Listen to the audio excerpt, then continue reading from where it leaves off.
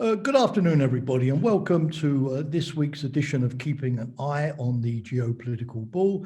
From me, Jamie Shea, Senior Fellow at Friends of Europe, speaking to you from a very snowy Brussels. Just a couple of weeks ago, at the turn of the year, the presidency, or the Chairmanship-in-Office, to give it its official name, of the Organisation of Security and Cooperation in Europe changed. It moved from Albania to Sweden.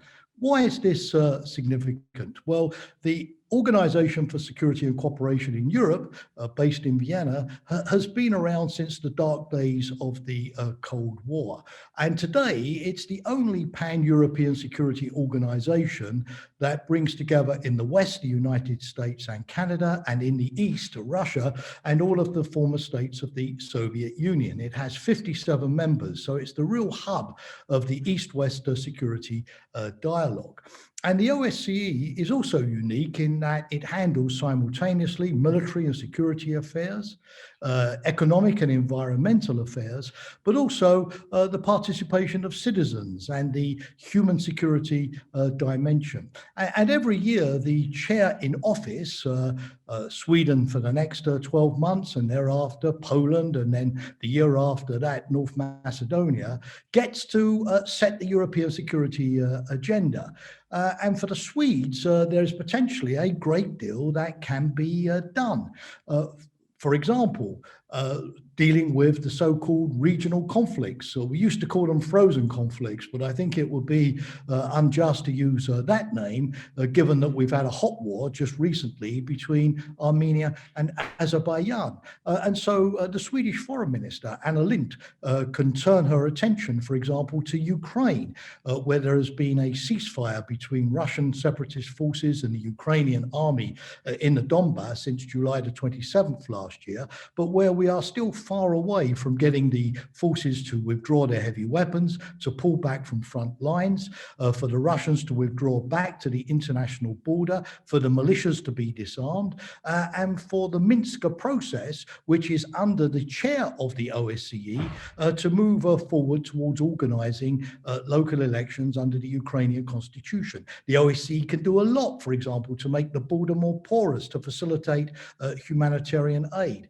and to record instances of war crimes and human rights abuses, which can be prosecuted later. The OSCE in Ukraine has done a great job supplying military monitors and observers to have a real-time view of the situation, but perhaps the Swedish chair in office can now take the process a step forward towards a genuine conflict settlement. Similar in Belarus, where President Lukashenko has been promising talks on a new constitution. The OSCE can push hard for political prisoners to be released, for the Belarusian opposition leadership in exile, for example, in Lithuania, to be allowed to return home, for a stop to police brutality and heavy-handed tactics, and for those constitutional talks which could rerun the clearly fraudulent elections of last year to be organized.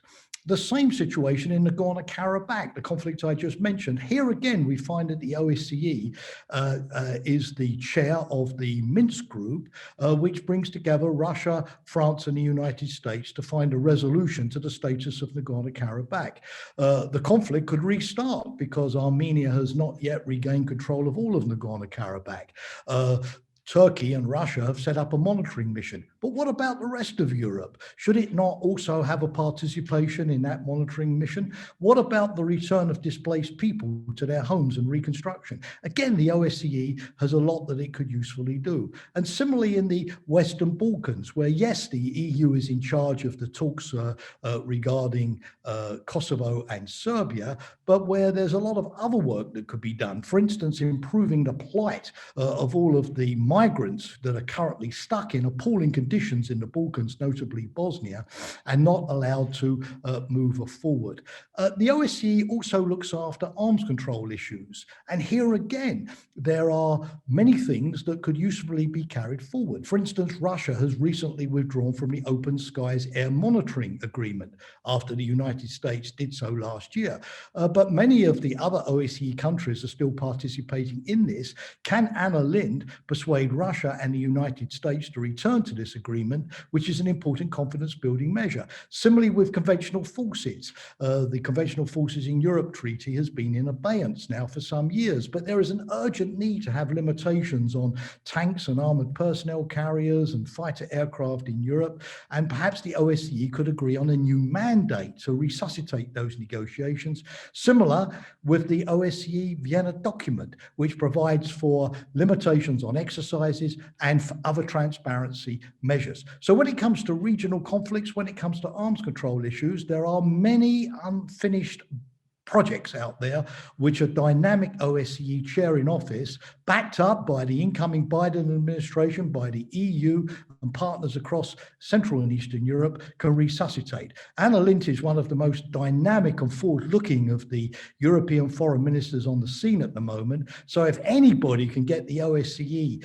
back into the center stage of European security this year, it surely is she. Good luck, Anna. We wait with interest to see what your chairmanship in office can achieve. Thank you for watching and listening. See you again next week.